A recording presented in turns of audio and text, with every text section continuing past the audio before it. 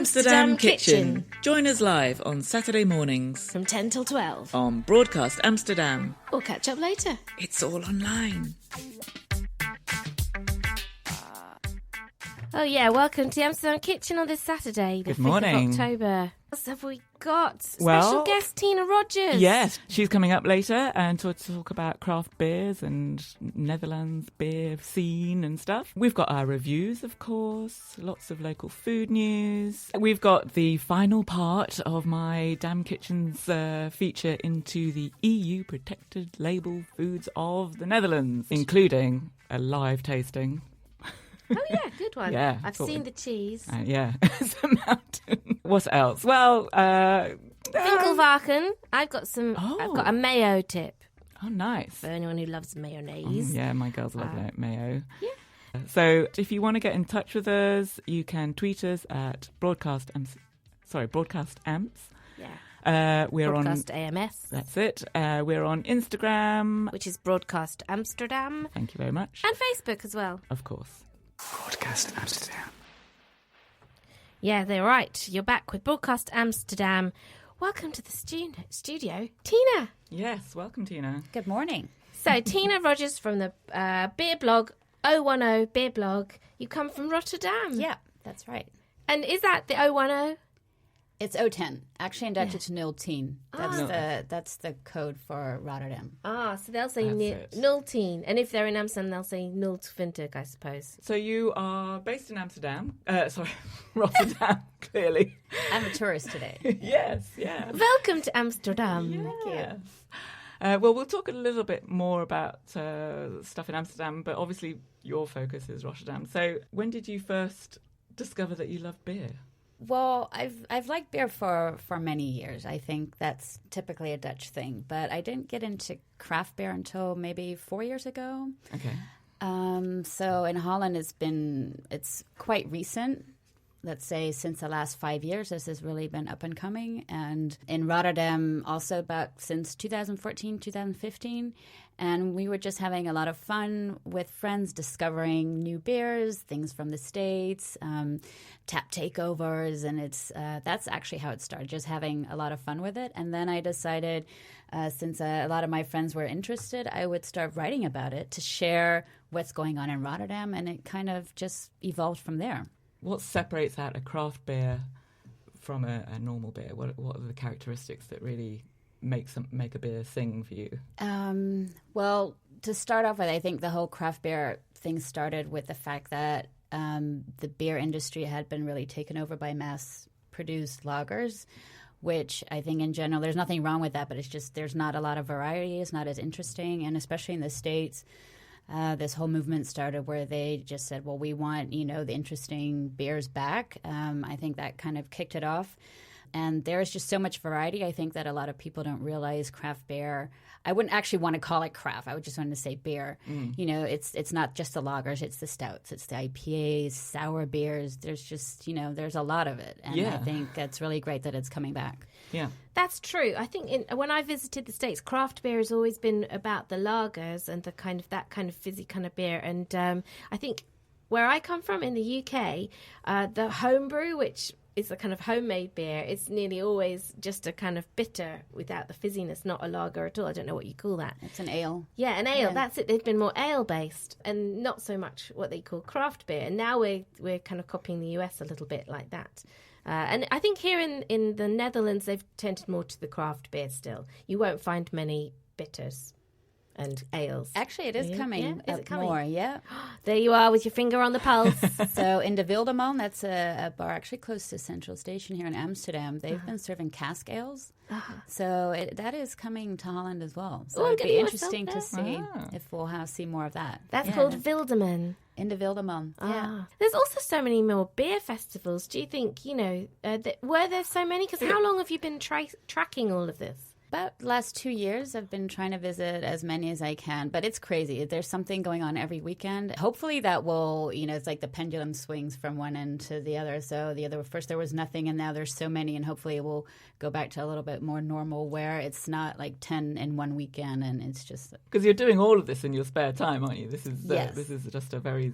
passion project. So I do have a day job.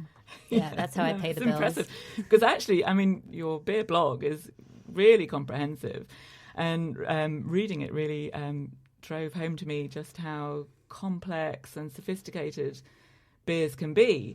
Earlier this summer, you did a course. I finished my beer sommelier training, so officially since March, I'm a certified beer sommelier. Well, tell us, what does that mean exactly? Very similar to, let's say, being a wine sommelier. So in that sense, beer has a lot of similarities to it. I think people are not as aware of that. Let's say beer and food pairing is now a huge thing because beers pair excellent with food. Beer sommelier basically means that you know a lot about beer. So you could work in a restaurant and advise, which beers go with which dishes. In my class, there were beer journalists, there were beer brewers. So in that sense, it's very widespread. Yeah.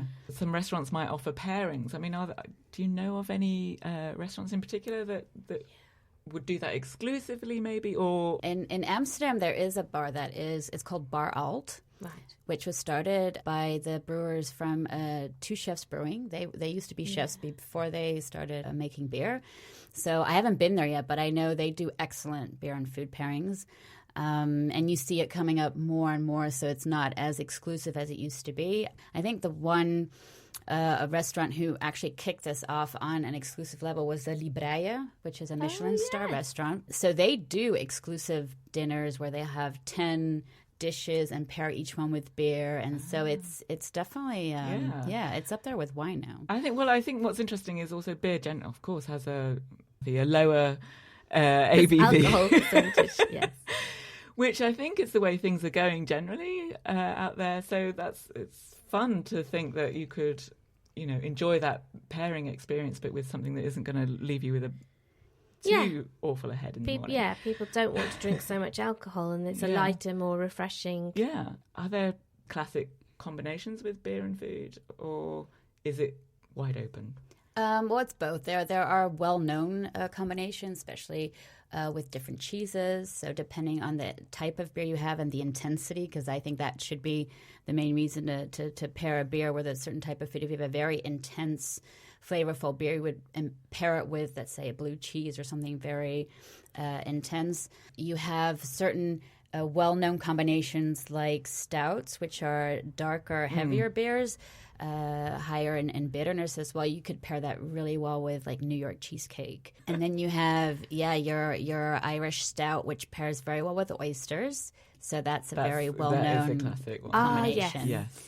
And I think one thing which is a combination that people tend to think is a good pairing, which actually isn't, is, for example, IPAs with spicy food, bitter beers with spicy food. The hoppiness or the bitterness in beers tends to make the food more spicy. Okay. So if you are not a hothead in that sense, I would suggest to stay away from the very bitter beers when you are eating, let's say, Thai food or Asian food. So what would you recommend? Generally, Wit beers go very well because the Belgian-style Wit beer usually has some coriander in it. And those go really well with spicy food. Yes. And I love the fact that your blog is really covering so many different places. I mean, it started in Rotterdam, but you can now, you've got somewhere from Tallinn, you've got, imagine you cover Texel beer. Anywhere you go in the world, you could cover a beer story, and that's the nice thing. But you've got quite some places to cover, and you do have a splash of that in your website. Yeah. So I actually try to combine the trips with beer events. And the fun thing is it's taken me to places, for example, Estonia, Tallinn, where I may not have gone on my own for fun. And there was a really well-known beer festival there. So I was like, okay, I'm going to get tickets. I'm going to go. And I loved it.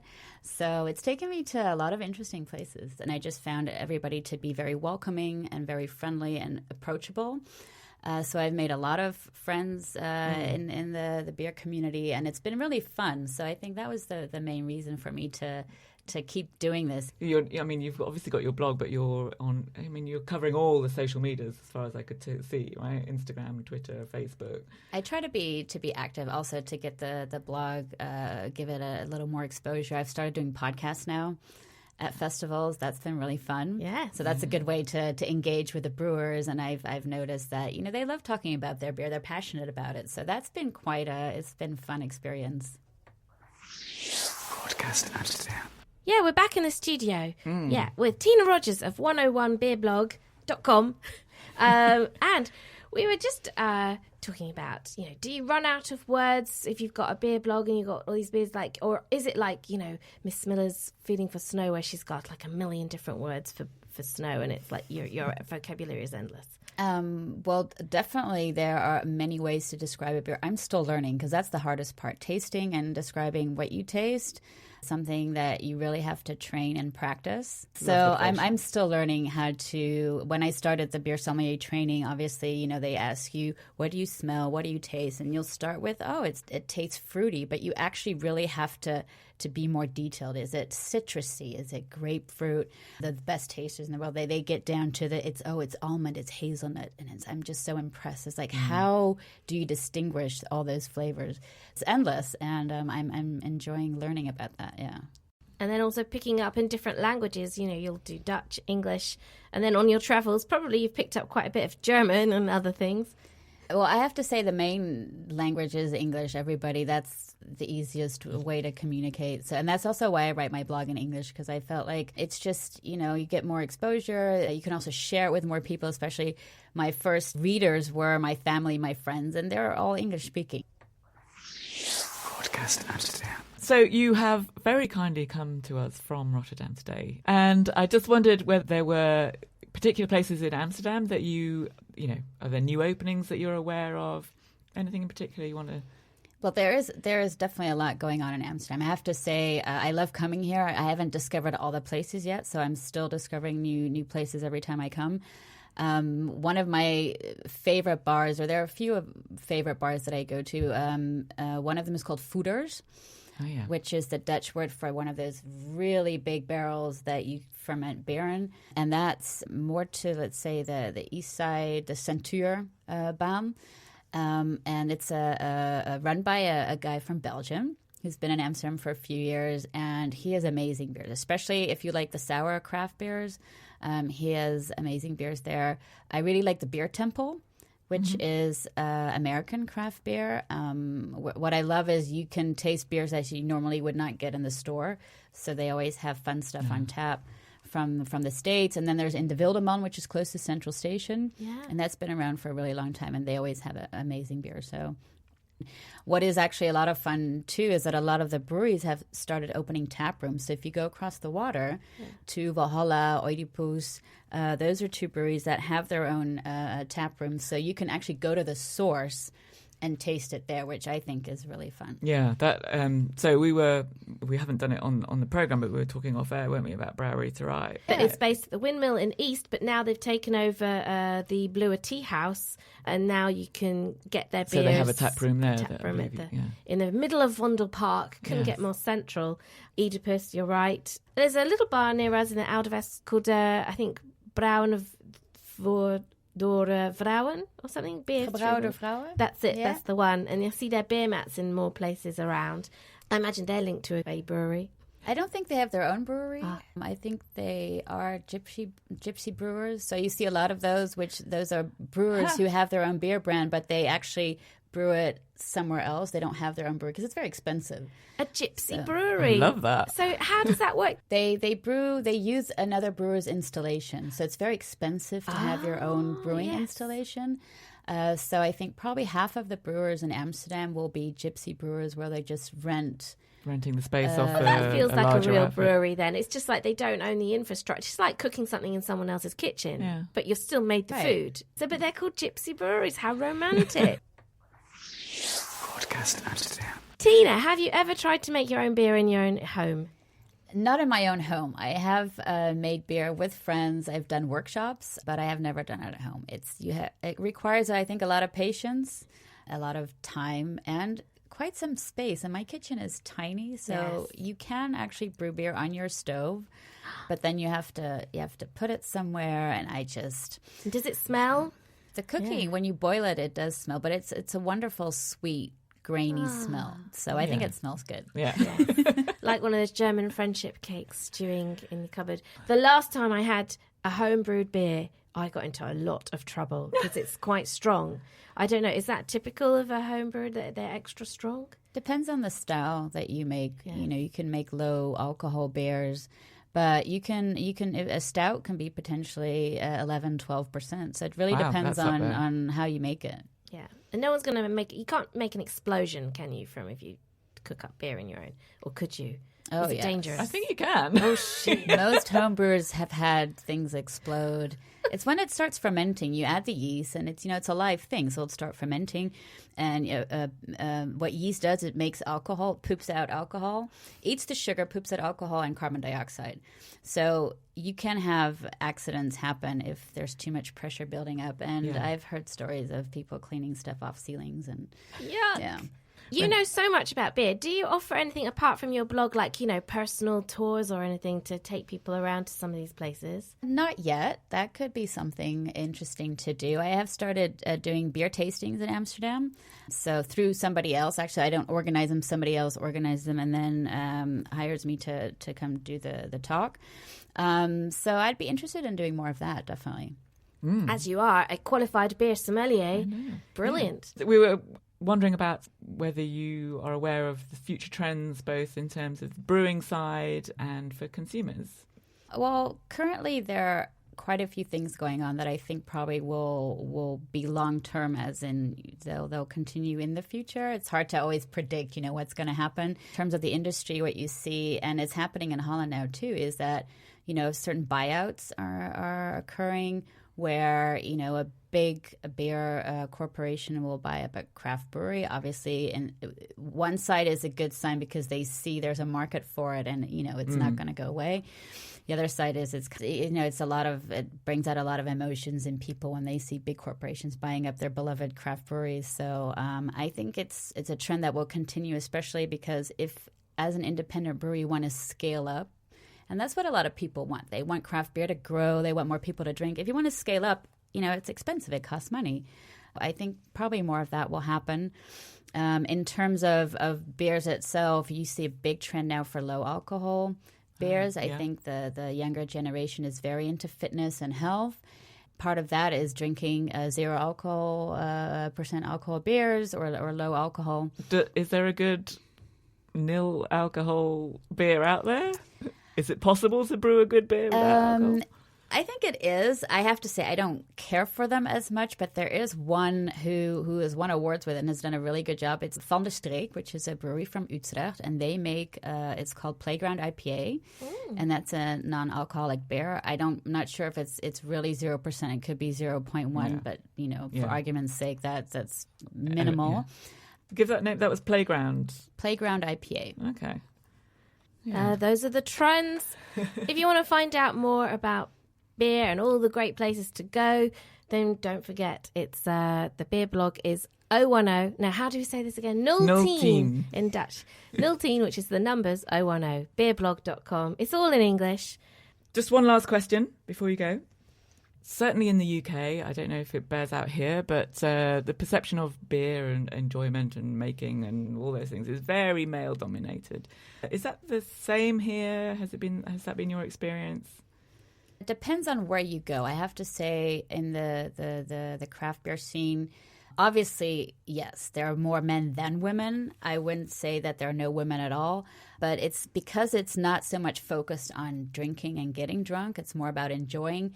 In that sense, it's not as much a male thing as it probably used to be. If you go to the bar down the street and it's all about, let's get drunk, hang out with the guys. Craft beer is definitely not like that. Sounds good. Change is afoot. Well, thanks for coming on the show and talking to us, so much. Tina.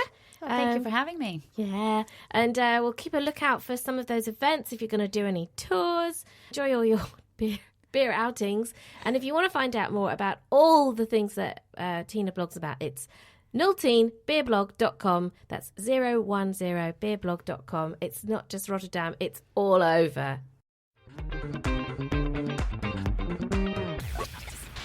Amsterdam Kitchen. It's the Amsterdam Kitchen. It's 14 minutes past 10 on your Saturday, the 5th of October. We're going to give you a review of a place that I've gone to a zillion times, and I went back last night. It's called One Dim Sum. It's on the Overtoom near the Starbucks end, and it's a great, fresh, small-scale kind of dim sum place. It's by the Starbucks end of Overtoom, and it's always busy. Normally I go on a Sunday in the afternoon, dim sum, and daytime. So this time we went for Friday night dinner, and it was fully booked. We were lucky to get a table. There were 3 of us, and they really squeezed us in. But that was nice because they do know us, because I have been there a zillion times. The reason we go back, and I like dim sum anyway, that's very popular. This is closer. There is a good dim sum place near the train station, the Sea Palace. Oh, yes. But it's quite big, and it's not the kind of place for a low-key thing. I will go up there, but it's quite far to go. Big grand. It's better really for bigger groups, although I have been there with Hans as a baby, taken the buggy up the grand staircase as well. Wow. That was determination to have my dim sum. But back to One Dim Sum. This is kind of local. It's on the tram line on the Overtoom as well, so there you are. But it's also, it's quite small scale, so I like them. And their dishes, they can get some dishes that are different from the Sea Palace as well. So, for example, you've got the turnip cake, which is kind of flat squares, and I never thought I would like the sound of turnip cake, but my Chinese cousin ordered it once, and I had a taste, and I'm like, so I discovered that turnip cake's really nice. They do the fluffy buns as well Bao with buns. char siu. They're really nice and fluffy, those ones. And you've got chung fung, which I really like, which is basically prawns or char siu pork, and they're rolled up in a slimy kind of rice noodle sheets, and then you pour a sweet soy sauce over them. So you get about, 3 or 4 very large, long noodle sheets, and they've got quite a good filling in each one of them, and then you chop them up. But It sounds nice, yeah. So slimy, so nice. They're called chung fung. And then also like the bamboo rice puzzles with the sticky rice, glutinous rice inside, and then some things. This time we tried a new dish, which is ink fish cook. It's kind of squid cake, which was €5.50, but it wasn't as nice as my go-to dishes. And then also we made a big mistake. We ordered the wrong lumpias.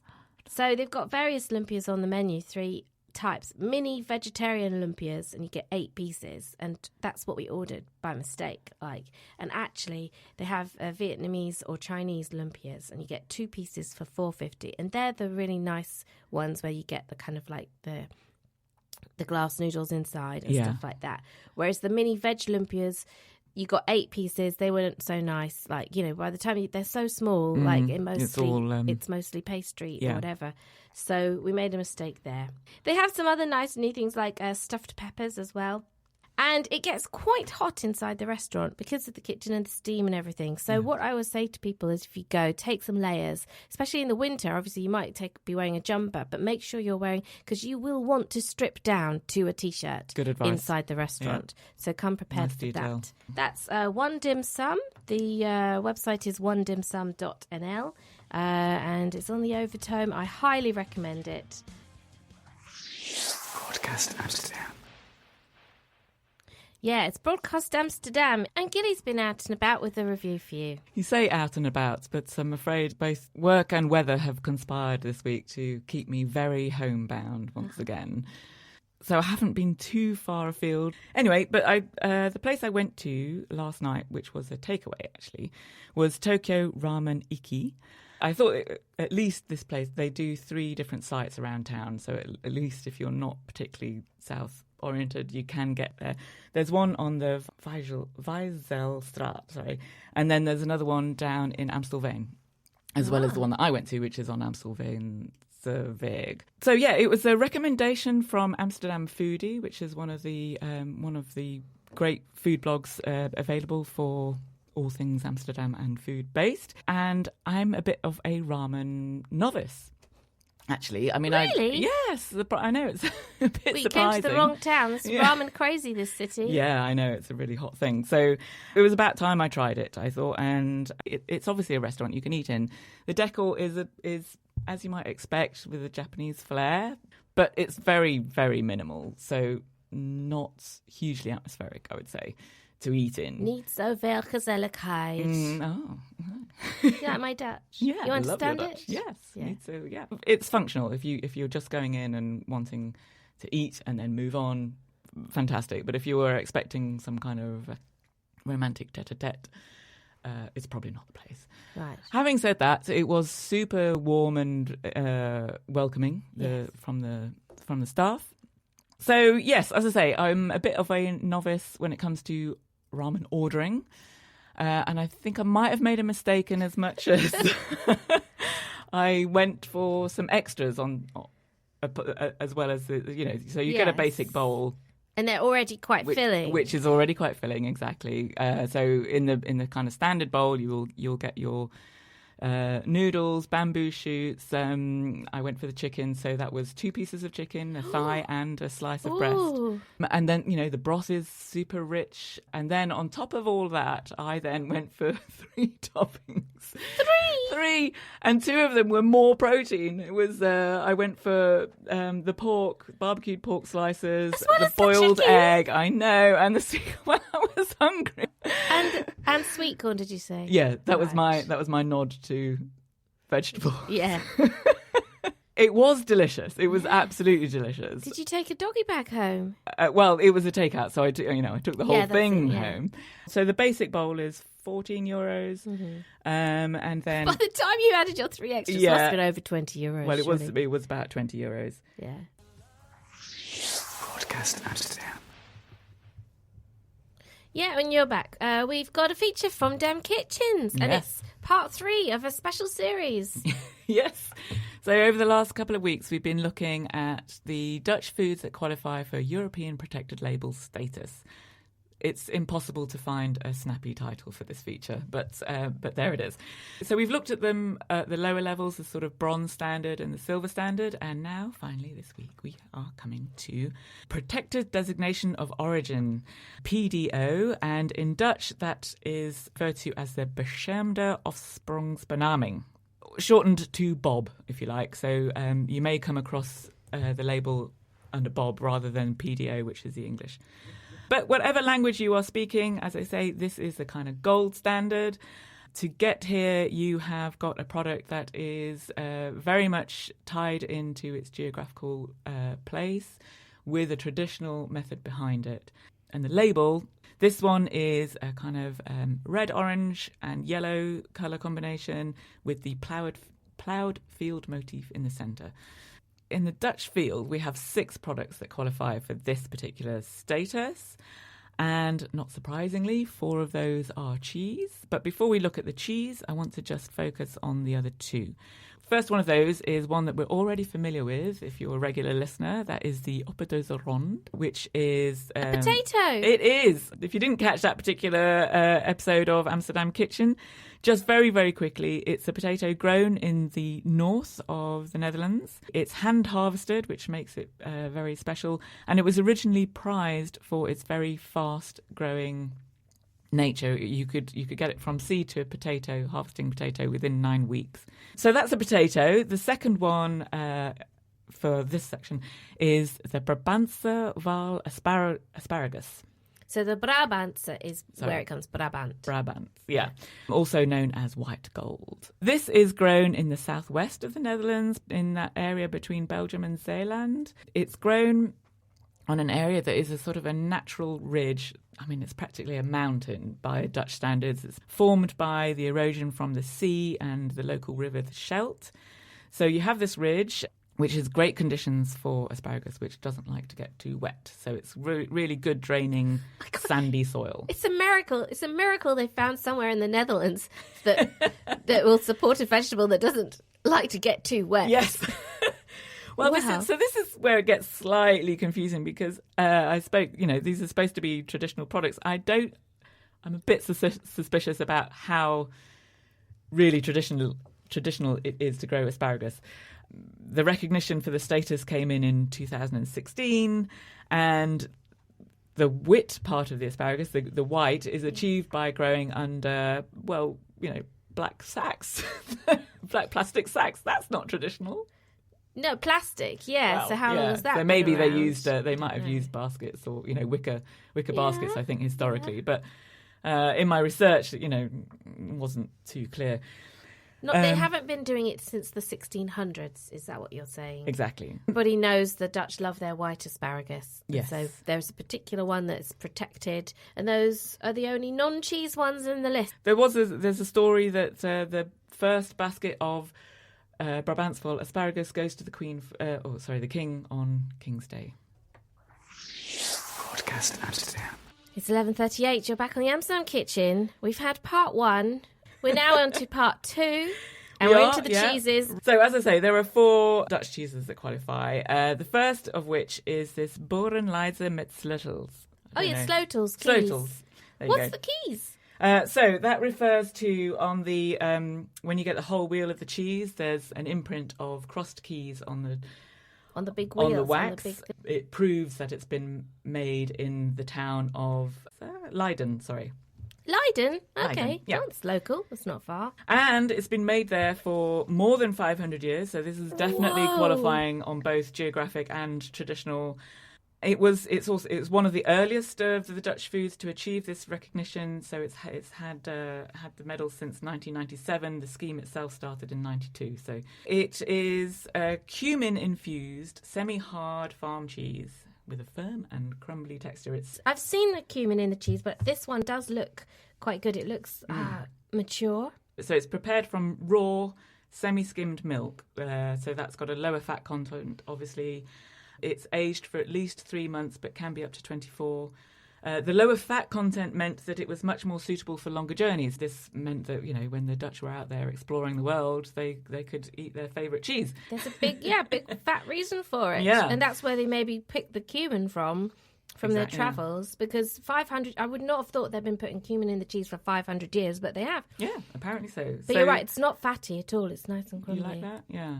So it was difficult to decide which order to do this in. I think I kept the Edam and Gouda for the last because they are the most famous ones, but actually these are more aged, these cheeses, so they're probably a bit richer in taste. So the second cheese at this feature is Kanterkaas, and this is the cheese with an edge. Cheese with an edge. Cheese with an edge. How do you say that in Dutch? Kanterkaas. Ah. This is a Friesland cheese, similar to the Boerenleize. It's cheese. It was actually made as a byproduct of making butter. Back in the day, they were much more interested in producing butter. It's also got something in it. Yes, this one also has cumin in, but it does come in a plain variety and a cumin and clove combination. Yeah. Okay, so you can get Kanterkaas with cumin and cloves, or without any of those spices. Yes. Right. That's it. The Kanterkaas refers to the shape of the cheese, which, as you see, has one sharp edge to it and the other edge is curved. So that's what really makes this cheese kind of distinctive, recognisable. Like a more flat bottom. Yeah. Basically, they put it in a different mould. Yeah. But I say it's the cheese with an edge. I mean, it's the other reason why it qualifies is because it undergoes some serious pressure during the making process. Under pressure. Yeah, so you might feel a bit edgy if you'd been treated that way. Here with the puns. We're here with the puns this morning. Hey. Does that alter the taste? Do you think, that process of being put under extra pressure, or? Well, it must. I would imagine it has an impact on the texture. Yeah. It looks exactly the same as the other one. This one. Let me take a bit. So, just while you're tasting, I'll say that Friesland, moist. as I say, made in Friesland, and the cows are very happy. The grass there is quite unique. So, super rich grass that has kind of evolved, if you like, to the particular conditions of that area. Maybe because it's on the North Sea side, so maybe there's a bit more of a salty air coming into the grass. Maybe that translates into the milk. I don't know. It's difficult to get that when you've got the cumin. Right, yeah, So, should have bought the plain one. My mistake. But it's moister, so it's more moist, this one. The Kanterkaas, not quite as crumbly, bit more moisture in this cheese. Yeah. Good. Podcast Amsterdam. You're back with part 3 of the protected labels, EU protected label status, Dutch products, gold. You've got it, Kathy, that's it. And I think it's the last one. It is. The last one in the series. It is, and so we should really, we need a drum roll here, really, because we've got these are now the most famous, the most celebrated, widely eaten cheese in the world. We are talking, of course, about Edam and Gouda. I'm amazed by that it's not cheddar or brie or something else. Yeah, well, I think the reason behind that is that actually what we're talking about when we say widely eaten, it's the generic type of the cheese. So the way that this type of cheese is made, this method is used all over the world. So consequently, you could argue that Edam and Gouda are the most widely. Okay. Are you with me? Yes. So there could be like a big American company making a cheese, but calling it something else, but it's with this method. Because they're using the same process, exactly. Yeah. So when we say it's the most widely eaten, it's the most widely eaten type of cheese. Exactly. What you won't get is the unique qualities of the Noord-Hollandse Gouda and Edam cheese. So that's what we're talking about. That's what we're talking Edam about. These are the Gouda. ones, and these are the ones that have the special Bob status, right? And you can even Edam and Gouda can be made from sheep's and goat's milk, for example, but they will not qualify for this label. That's the point. Oh, right. Yeah, they have to have been made from Dutch cow's milk, of course. And made, certainly in the case of Edam, well, for both, but just focusing on Edam for now, the milk has to come from the fields, obviously, around the city of Edam. So that's the kind of pasture land just north of the Eye, mainly polders again, and again producing a fairly unique grass, which goes into the flavour, arguably. So, can I try some? Of course, please. So Edam is renowned for a special smoothness in its texture and also a much lower salt content. Mm-hmm. Yeah, I'm getting the lower salt. Yeah? I get the lower salt. Good. Podcast Amsterdam. Gouda is sort of now this one is slightly south of Amsterdam, just between Den Haag and Utrecht, but it still comes under the North Holland region. Yeah. Again, made exclusively from Dutch milk, and the cows obviously feeding on the grasses just local to Gouda itself.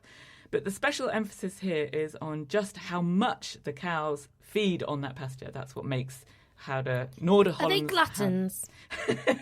Are they grass gluttons? Yeah, basically. So they have. I hope they're not force-fed like foie gras. No, well, no. Would you like to try force-feeding a cow? I don't know. They're quite inventive, the Dutch. Well, I think you have to think of it more in the kind of Wagyu beef way. I think they're just sort of indulged. They're encouraged as much grass as they like. Yeah, so they have to be out in the pasture fields for a minimum 6 hours a day for 120 days of the year. That's a lot of time outside. Yeah, Great. Yeah. Can I try some now? This is Please. the Gouda. So I've got 2 versions of Gouda here. I think this is just an age difference. So it's super creamy and rich. It's still low in salt like the Edam, but definitely richer on higher fat content. Yeah, it's more squidgy, kind of bouncy. Yeah. Sure, and you can see the difference between the two. So one is aged more. Yes, you say. correct. Uh-huh. Very quickly on aging, and I don't know if this applies to Edam as well, but certainly with Gouda, the Dutch categorise it into sort of 6 periods, 6 ages. So you start with a jonge, which is 4 weeks of a maturing period, and that will have typically a very mild flavour, of course. Maybe a little bit fudgy, and then you go up to oude kaas, which is more like a year, 12 months of maturing. When you see the word beleggen, that basically it translates to the English word for mature. Yeah. So those are the 6 main categories. There's one sits outside of that, which is overjarig, and that refers to cheeses that have been matured for 24 years. Gee. Not years, 24 months, and even still quite long, and even possibly in the case of one particular cheese, the Boerenhoutse Opperkaas, that's up to 4 years maturing time. Does that apply for all cheeses or just for Gouda? I think it applies to Edam certainly as well. Okay. And I did try one of the 24-month matured cheeses, and that's definitely on the spicier end of things. Well, I'm liking this mature geleden a lot more than the young one of this Gouda. I can see. Yeah. I much prefer it. Yes, I think the younger one was 6 months that I bought, and the slightly older one is only a 3 months difference. It's a 9 months one. Amazing. But it's amazing difference. Wow. Yeah. There you are, guys. So the more mature cheeses, the more crystalline it gets in texture and turns into a kind of butterscotchy flavour. Guess the weight of a wheel of Gouda. A ton. A what? No. In kilograms. Okay, I kilograms. can't convert. 10 kilograms. Yeah, not bad, not bad. You go up. It's 16 kilograms. Not far off. Yeah. So that's it. They are the 6 gold status protected label foods of the Netherlands. Yay! Podcast Amsterdam. Yeah, you're back with Podcast Amsterdam. Very quickly, we're going to do our Winkelwagen section. This is Mayo, mayonnaise. I find the Dutch way of spelling mayonnaise really funny. Majonaise, I think, or something. It's just kind of funny that they spell it with a J instead of a Y. Anyway, I thought I'd found a new mayonnaise brand. I've been quite happy with a brand that I usually buy from the market, a little jar with a little red checked top on it. Yes, I know the one. Yeah, that one. And they've got a few different ones, French, Belgium, I know, garlic. I go for the Belgian one. It's lovely. Which is the red one. Yeah. I'm in the different shop, the Eco Plaza, and I see a very nice looking Mayo jar, very clean label, and it's like, says Van Ton. It's got a picture, I think, of a little man on it. Well, I just came to the end of a Mayo jar, and I had just meaning to go back to Mark to get a top up, which is a bit further from my house. So I thought, oh, well, let's get this in the meantime and try a new brand for Amsterdam Kitchen and test it out. So I brought it home, and it's a biologisch. And then I look up the name on the website and do a search as well, and I find out it's actually not a different brand. It's the same company as do the mayonnaise with the red checked label. How funny! And I didn't even know that they had. I didn't ever know the brand name for the one that I got from the market with the red check label and that range, because actually they've gone through a rebranding, and probably they've realised that no one knows their brand name. Remembers the name because the brand name is on the top. So if you look at it from the side, you can't see what company it is or anything. You just see mayonnaise, and then I know some picture and stuff like that. But it's actually Van Ton, and they used to have this picture of a sun because they're kind of quite sustainable. They have solar power powering a lot of their production. Yeah. The new labels for the whole range, also for the check tops, and now there's branding on the front that says Van Ton, Makes which sense, is the company. Yeah. And then, but the biologisch also, they don't have the papery kind of checked stuff. It's just got a clean lid. Mm-hmm. What does it taste like? That's amazing. I'll tell you the truth. The only reason I have mayonnaise in the house is to make egg mayonnaise and to make tuna mayonnaise and sandwiches. I don't use it for anything else. I don't use it with frites or sausages or anything like that. So that's really all I use it for. But I did have a spare boiled egg that had been sitting in the fridge for a while. So I cracked it open and just, dipped it in. Yeah. And I really liked it. So this is the biologisch organic version of the Van Ton Mayo. I found it a bit more lemony, a bit more like sour, and it says sour on it than the Belgian brand that I'm used to. But again, I like it a lot. The whole brand in particular, it's not too fatty. I think a lot of other mayonnaise like Hellmann's and other labels can be really fatty and oily tasty. Yeah. So that's why I like this label in general. The organic version, a bit lemony. They had another version which was sweet. It said you could have a sweet mayonnaise. I'm like, who would want sweet mayonnaise? I can't imagine it. Be careful if you pick one, because you don't want to take the sweet. In my opinion, I don't think you want to be taking the sweet one. Take the sour one. But no, I really liked it more because it doesn't have this papery thing on the top of the jar lid. Just having a clean jar lid on the mayonnaise is much better, because that paper lid gets so sticky all the time. I hate taking it on and off because the mayo just tends to... It's like a nightmare having this paper lid. Yeah, so a white clean lid is good. So there you are, everyone. Look out for the Winkelwagen. That's Van Ton Mayo. You can get it at the Eco Plaza and also Jumbo, and the non-biologisch version has had a rebranding that's available in Markt.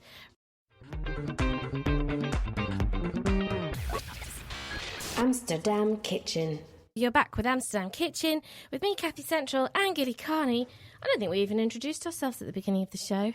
So we've got some local food news for you. Kitchen Republic, which is actually been going in Amsterdam for a while. Apparently, they're going to be set to be the home to Europe's biggest platform for food startups. And when I read this, I thought, well, they've already been going for a while, but they're actually getting a new venue. And I thought they'd already had a new venue, but I think this is just from a few years ago. I wonder whether that's just been taking its time, because it's just like, it doesn't say. It's an article on iamsterdam.com, and I've also been to their site, and they say they've got this new venue, but they don't say where it is. They don't say like the road or the street or the district. And I'm just wondering, is it the same place that I've heard about? But then they say 2 venues. Anyway, I'm a bit confused about it, but it's big. So this is a place where if you are a kind of small-scale food producer needing professional kitchens, it's Gypsy kitcheners. Yeah. If, referring back to the brewery users that use other people's equipment, it's, shared kitchens, basically. But it's also, I think they offer a lot of support for new food startups. That's great. I know of Pinch Dumplings, Megan at Pinch Dumplings, a local American expat now settled here. She set up her business using Kitchen Republic. They were very helpful. She then also got into marked supermarkets and all sorts of other things. So they've been really helpful. They don't just let you rent the kitchen. It's a lot of stuff behind that. Holistic kind of support network. It's fantastic. Yeah, and this article on iAmsterdam is actually, really celebrating the fact that there is a lot of food startups going on in Amsterdam and in the Netherlands. And, what they can see as a business and a strategy. The sector itself is growing. Local produce as well is really popular. So what was this? Figures by ABN AMRO show that the number of small-scale food producers has increased by 45% in the past 5 years. And, food startups are likely to have an impact on our local eating habits. I think more choice, and we all want to go more local. So that's a great thing, because there's going to be this massive food incubator on our doorstep in Amsterdam. So if you're sitting at home, listeners, and you're thinking, I want to, produce the next special cheese, special beer, there it is. It's Kitchen Republic. Broadcast Amsterdam. Crayfish. Yes. Is it those pesky invading foreign types? Is that the problem? Well, that's it, you see, because lots of people have been complaining that these big crayfish, they're not an indigenous species to the Netherlands. It's called the American crayfish. The clue is in the name. And they are kind of eating up other local kind of species, and they're getting really dominant, and they're growing, because basically they used to be, I think they were brought over by someone in the south of the Netherlands, like a restaurateur or something, and then, like, I don't know, for some reason he couldn't use them for what he wanted, so he decided rather than kill them, he released them into the wild. And this is the legend behind why the crayfish are here. So they're quite invasive. But weirdly, now Dutch people are also trying to sell them and market them as a regional product. And, basically say it's a Dutch product. And, have these wonderful American crayfish, produced locally, in the Netherlands. I guess they're local in that sense. But, if you're trying to make a bit of money and you've got this growing population of crayfish, there's probably, if you can collect them all and sell them or just farm them, then you probably can make a bit of money, because they're thriving. It's also a control mechanism, right? I've come across this in the Caribbean, where kingfish, I think, have also been damaging the local marine life. Yeah. And so this was in Barbados particularly. Their answer to that is to eat them.